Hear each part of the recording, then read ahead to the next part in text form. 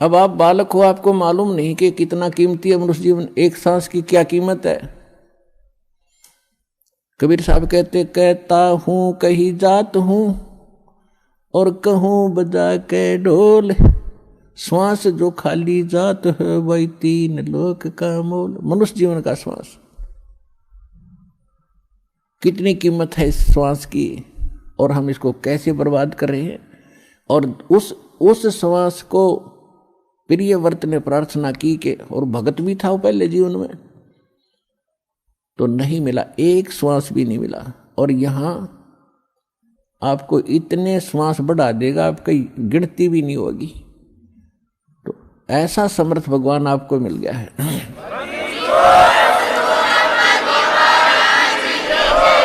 तो कहने का भाव ये है कि जो सतयुग में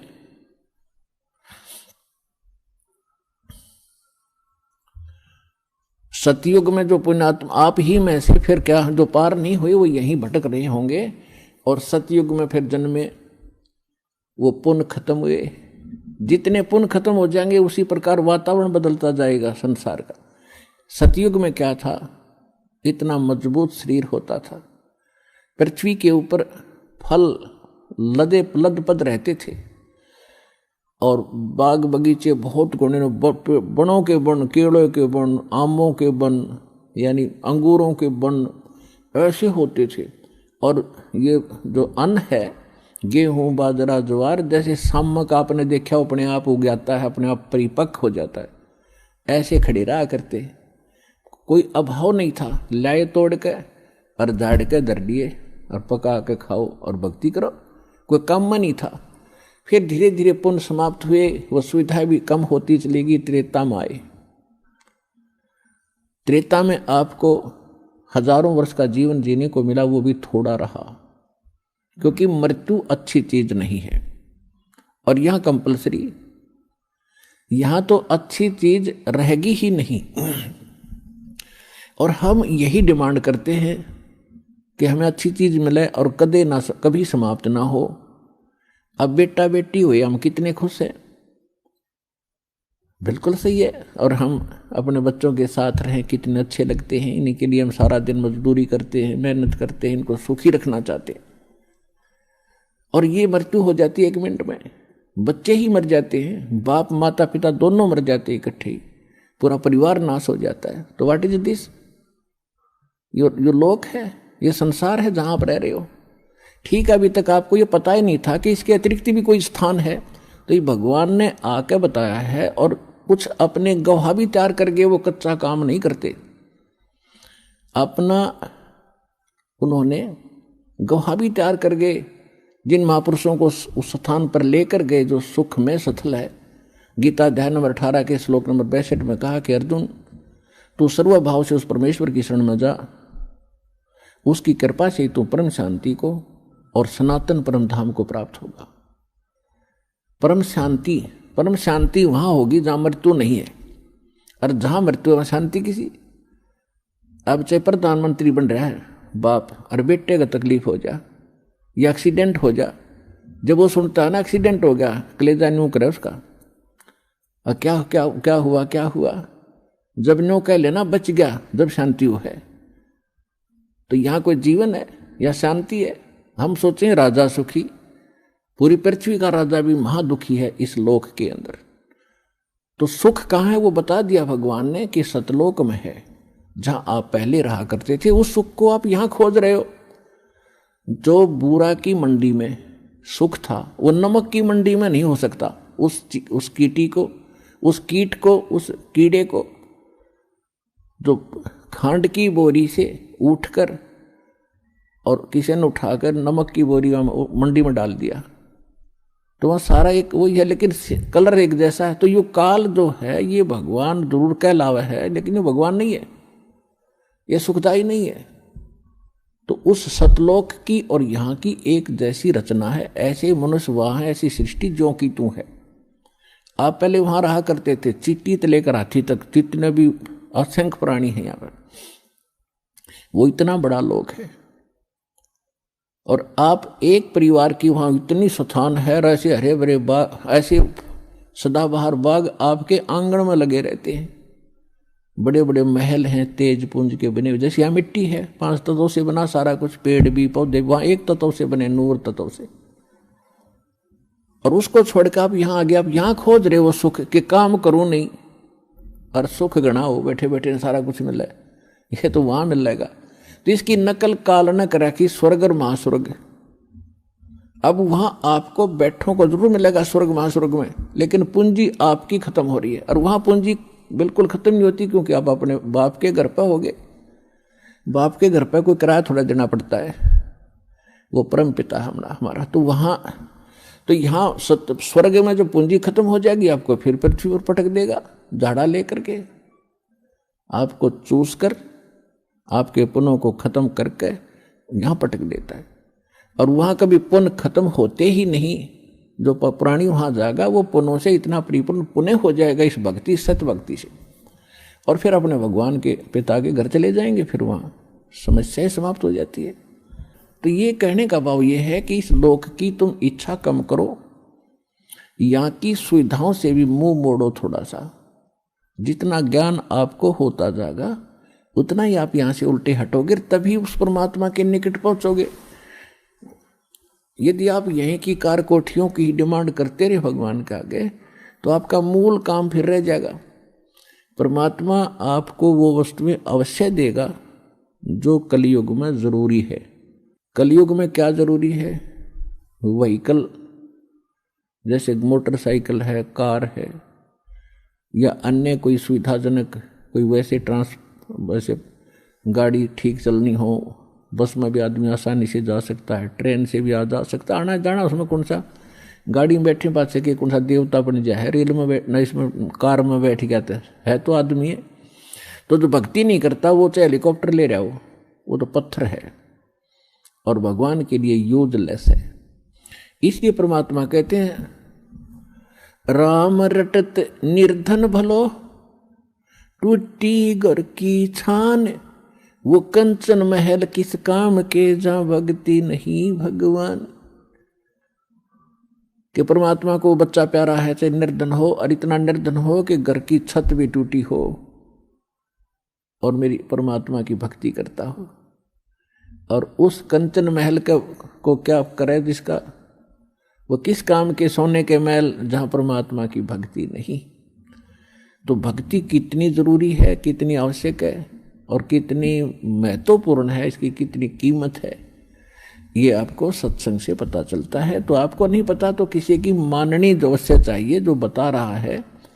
और एक तो बताया करें अपना अनुभव, वो तो संत अलग है, दास बताता है भगवान की बताई हुई। तो भगवान के बताए हुए में कोई त्रुटि नहीं हो रह सकती, ये तो आप बिल्कुल सत्य मान लो। ये तो माननी भी चाहिए कि भगवान जो कहता है वह फाइनल है। इंसान के कहे में त्रुटि हो सकती है, भगवान के कहे में नहीं हो सकती। तो दास अपना नहीं बताता अनुभव, भगवान का बताया ही बताता है। और जो उन्होंने ज्ञान दिया वो आपको सुनाता हूं। और जिन महापुरुषों को भगवान सत्य वहां लेकर गए फिर वापस छोड़ा, उन्होंने जो ज्ञान दिया वो आपके रूबरू करता हूं कि उन्होंने भी ऐसा ही कहा है और परमात्मा ने स्वयं आकर भी यही बताया है। तो फिर ये तो निसंशय हो जाना चाहिए आपको कि दास जो कह रहा है वो फाइनल है, वो सत्य है। तो सत्य को ग्रहण करने की आदत बनाओ। बच्चे खिलौनों को सत्य मानते हैं क्योंकि उनकी बुद्धि इतना काम नहीं करती। छोटे छोटे घोड़े होते हैं खिलौने से, कार होती हैं, उनको हाथ से ऐसे घसीटते हैं, उनको कहते हट जाओ कार आ गई है, हट जाओ कार आ गई है, और पीछे पीछे दौड़ रहे हैं उसके। तो ये खिलौने हैं इस पृथ्वी लोक के जो आप डिमांड करते हो, वो तो खिलौनों से खेल रहे हो। और इस ज्ञान से फिर आप खिलौनों से खेलना अपने आप छोड़ दोगे। जैसे छोटे बच्चे होते हैं खिलौनों से खेलते छोटी छोटी कारों के साथ, और जब वो बड़े हो जाते हैं उनका विवाह हो जाता है और उनको ओरिजिनल कार बैठने को मिलती है, तो फिर क्या वो उन खिलौनों वाली कार से खेल सकते हैं? बड़े व्यक्ति आप उन खिलौने वाली कार को खेल सकते हो? उससे नहीं खेलोगे। इसी प्रकार जब आपके विचार इस ज्ञान से मैच्योर हो जाएंगे, यहां से उठेंगे ऊपर को, तो जब आपको ऊपर के सुख का ज्ञान होगा फिर आपकी इन यहाँ के खिलौनों में रुचि नहीं रहेगी। तो उस दिन आपकी भक्ति प्रारंभ होगी और एक दिन यो ज्ञान आपको होगा।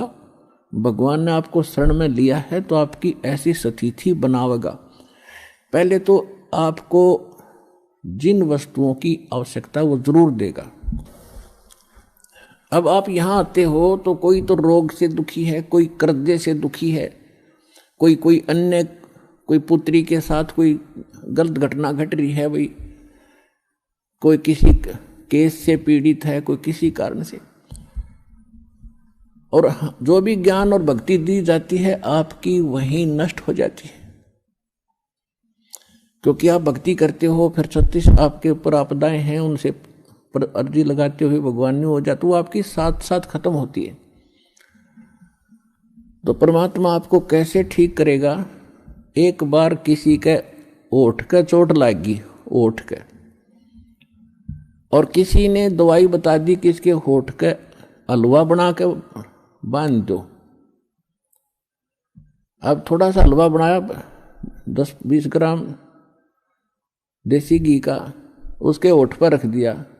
ओठ पर रखते हो भीतर कर गया, भूखा था, उसने फिर दरिया वो फिर खा गया।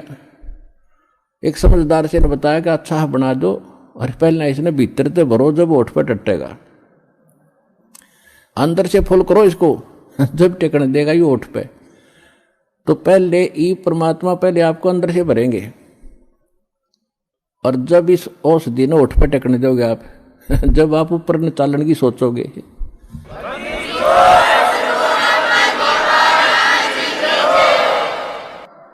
अर्थात आपकी यहाँ की जो रिक्वायरमेंट है, दाता आपके दुख हैं पहले इन्हें ठीक करेगा, और ठीक होके फिर आप गफलत कर जाते हो। इतना भी मालिक को मालूम है, आप चाहे मानो या ना मानो। अब कई भक्त कहते हैं जी कति और तो सारा ठीक हो गया, कि थोड़ा सा कोई बताते हैं सब दुख रह गया, वहाँ यो तो रखना पड़ेगा भगवान ने, यो तो जान कर रख रखा ना, तुम फिर अंडी पाक जाओगे। तो परमात्मा कहते हैं कि सुख के माथे पत्थर पड़ो, जिसते ना मर देते जावे, और बलिहारी उस दुख के जो पल पल नाम उठावे। तो परमात्मा कहते इसे सुख का आग लगे जिस तो भगवान की भूल पड़े। और बुद्धिमान व्यक्ति, समझदार व्यक्ति, भक्त ने ये मांगना चाहिए, परमात्मा ऐसा दुख दिए रखना आपकी याद बनी रहे, ऐसा सुख ना देना जिससे आपसे दूर हो जाए, भाड़ में जाए ऐसा दुख सुख। तो पुण्यात्माओं, ये परमात्मा थोड़ा बहुत जो रखे है ये अनिवार्य ही होगा हमारे लिए, ये सोचकर आप अब ब्लाइंड फेथ करो इस मार्ग पे। पहले हम ब्लाइंड फेथ किया करते थे उन अज्ञानी नकली संतों पर, और वहां उन्होंने हमारे उस ब्लाइंड फेथ का, यानी अंधे होकर उसके पीछे लगना, उन्होंने दुरुपयोग किया, जिससे हमारे पूर्वजों के जीवन नाश कर दिए। अब उस ब्लाइंड फेथ की स्थिति पर आपको लाने के लिए बहुत समय लगेगा दास को, लेकिन एक दिन आप हो जाएगा जब सारे प्रमाण आपके रूबरू होंगे कि हु इज गॉड, परमात्मा कौन है और कैसे मिलता है। इस साधना से जो दास दे रहा है वो किन किन को भगवान मिला है, और जिन्होंने वो भगवान मिला है तो उन्होंने उसका वर्णन क्या किया है, कैसा बताया है। तो वही साधना जिन महापुरुषों ने, जिस साधना के करने से परमात्मा मिले हों, और वो आपके रूबरू कर दिया, क्योंकि आप स्वयं नहीं पढ़ सकते अध्यात्म लिटरेचर को, उसके लिए टीचर की आवश्यकता होती है सिलेबस को पढ़ाने के लिए। तो हमारा अध्यात्म का जो टीचर सिलेबस है, ये पवित्र ग्रंथ हैं सभी धर्मों के, पवित्र बाइबल, पवित्र कुरान शरीफ, पवित्र गुरु ग्रंथ साहिब जी, पवित्र कुरान, पवित्र वेद, पवित्र श्रीमद् भगवद गीता जी। तो ये हमारे अध्यात्म मार्ग के एक सिलेबस है, पाठ्यक्रम है। और पाठ्यक्रम को गुरु यानी टीचर जान सकता है। आपको बताया कि गुरु कौन है, गुरु भगवान हो सकता है, दूसरा गुरु हो ही नहीं सकता। क्योंकि गुरु सारी, सतगुरु कहो गुरु कहो, सतगुरु इसलिए कहना पड़ गया कि नकली गुरु नहीं होगे, नहीं तो गुरु शब्द पर्याप्त है। गुरु माने रास्ता दिखाने वाला, सच्चा रास्ता दिखाने वाला। लेकिन झूठे गुरु हो गए, इसलिए सतगुरु की आवश्यकता पड़ेगी। तो सतगुरु कहो और उसको गुरु कहो, परमात्मा ही आते हैं और वो ही गुरु हो सकते हैं, और गुरु है ही नहीं। बाकी तो गुरु सभी आपको बता दिया, किसी ने बाल काटने सिखा दिया उसका गुरु हो गया, ये छोटी मोटी अध्यापक शिक्षा को अक्षर ज्ञान करा दिया उसका वो गुरु हो गया। ये गुरु अलग है। अध्यात्म मार्ग के गुरु का सत्संग में रोल होता है। यदि यहां गुरु होते तो भगवान को आने की आवश्यकता ही नहीं थी। अपनी रची हुई सृष्टि को अनुभव से भगवान ही बता सकता है, जीव कैसे जान सकता अपने अनुभव से? तो असंख्य ब्रह्मांडों का रचनहार परमात्मा स्वयं आए थे। आप सृष्टि रचना में जब देखते हो, दास ने बहुत बार आपको सुनाया भी है, उसकी कैसेट सीडी डीवीडी बना रखी है, भक्तों ने पुस्तक भी लिखी है।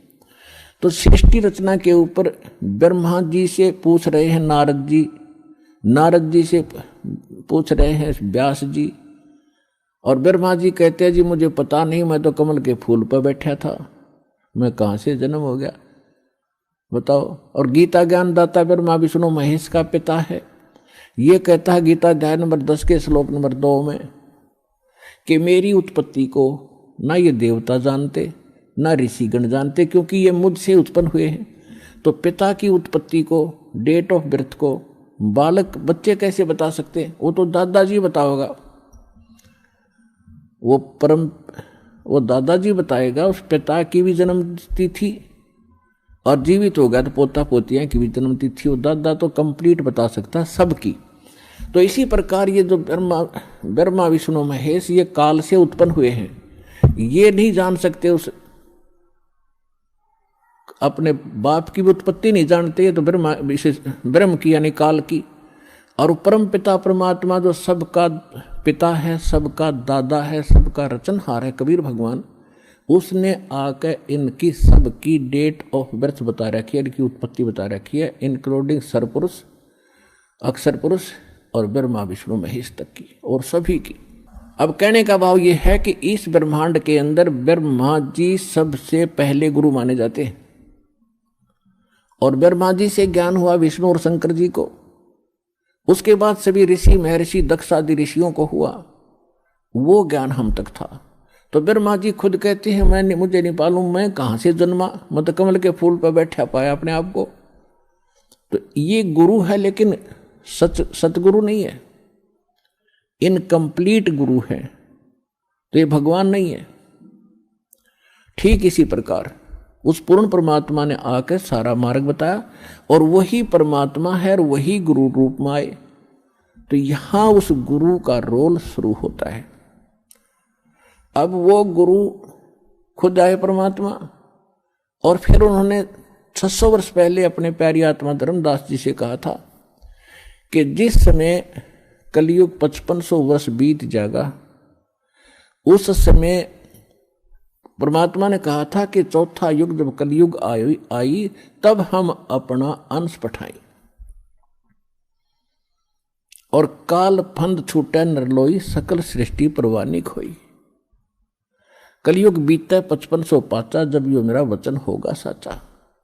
परमात्मा ने कहा था धर्मदास जी को कि मैंने इस काल से कहा था कि जब कलयुग आवेगा चौथा युग, तब मैं अपना अंश पठाऊंगा, और उस समय सारी पृथ्वी पूरा विश्व नाम लेगा, परवाना पावेगा, और धर्मदास सबका मोक्ष होगा।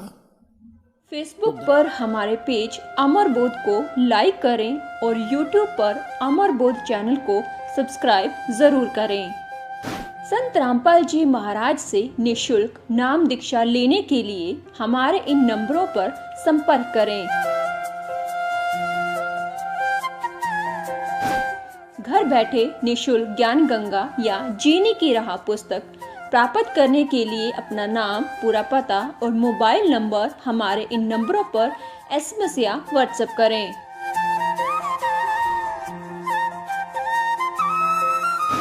अधिक जानकारी के लिए हमारी वेबसाइट supremegod.org पर विजिट करें।